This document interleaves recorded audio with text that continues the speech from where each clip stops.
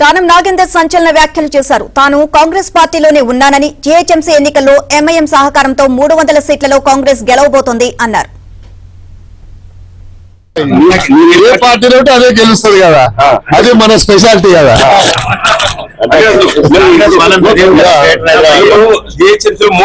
గెలవాలంటారు. ఏ party గెలవాలి? Party పరంగా కాంగ్రెస్ గెలుస్తుంది కదా, ఇంకే గెలిస్తే వేరే పార్టీ గెలుస్తుందా? ముఖ్యమంత్రి గారు ఇంత బడ్జెట్ ఇచ్చి ఇన్ని అభివృద్ధి చేసిన తర్వాత మళ్ళీ ఏ పార్టీ గెలుస్తుంది అని తిరకాస్ మాటలు ఎందుకు? కాంగ్రెస్ చెప్తున్నాం కదా.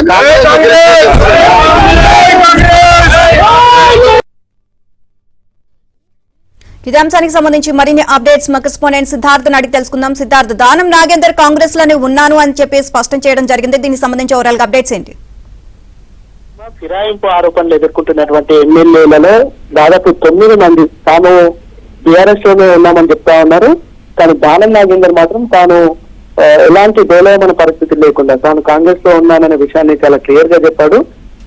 రానున్నటువంటి ఎన్నికల్లో అంటే జీహెచ్ఎంసీ ఎన్నికల్లో కాంగ్రెస్ పార్టీ అత్యధిక స్థానాలు గెలుపొందుతుంది అనే విషయాన్ని కూడా చెప్పాడు.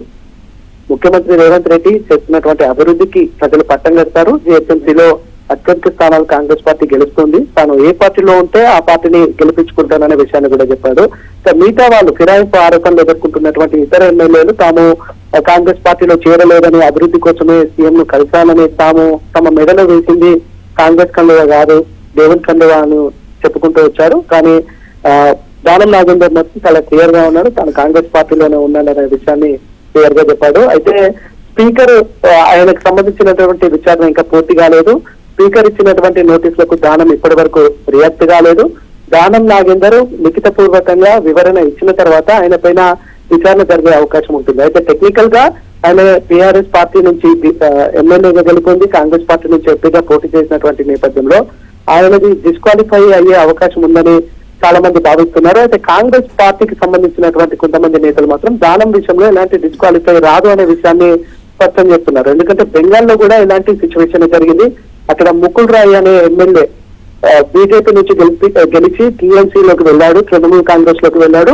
అక్కడ కూడా వాళ్ళు ఆ పార్టీకి సంబంధించినటువంటి నేతలు కోర్టుకు వెళ్ళగా ఇటీవల దానికి సంబంధించినటువంటి జడ్జిమెంట్ వచ్చింది. ఆయనను డిస్క్వాలిఫై చేయమని కలకత్తా హైకోర్టు ఒక డైరెక్షన్ ఇచ్చింది. అయితే తెలంగాణలో కూడా అట్లాంటి సిచ్యువేషన్ అయినా ఇప్పుడే అది ప్రాథమిక దశలో ఉన్నటువంటి నేపథ్యంలో విచారణ జరిగిన తర్వాత దాదాపు దానికి సంబంధించినటువంటి జడ్జిమెంట్ రావడానికి ఒక 3-4 సంవత్సరాలు పట్టే అవకాశం ఉంది. ఆలోపు జనరల్ ఎలక్షన్స్ కూడా అవుతాయి. ఒకవేళ హైకోర్టు అట్లాంటి డిసిషన్ తీసుకుంటే మళ్ళీ సుప్రీంకోర్టుకు వెళ్తాం.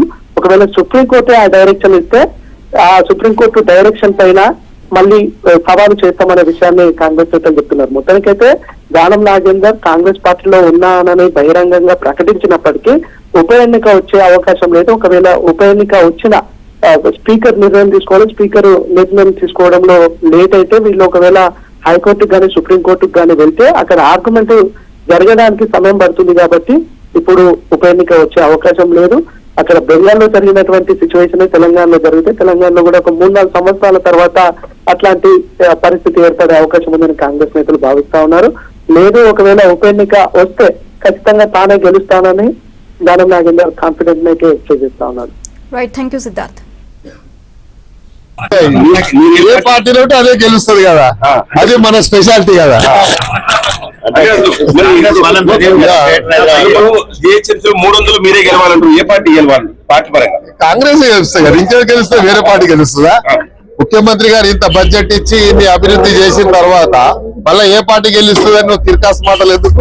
ఏ పార్టీ అంటే ఏం చెప్తారు? కాంగ్రెస్ చెప్తున్నాం కదా. కాంగ్రెస్